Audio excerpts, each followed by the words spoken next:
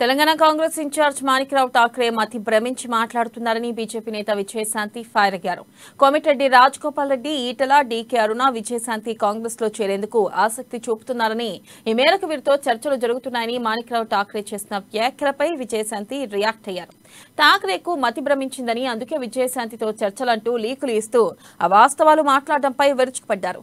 అబద్దాలు ప్రచారం చేస్తున్న ఠాక్రే క్షమాపణలు చెప్పడం ఆయన కనీస బాధ్యత అని అన్నారు. రైతుల గురించి మాట్లాడారు.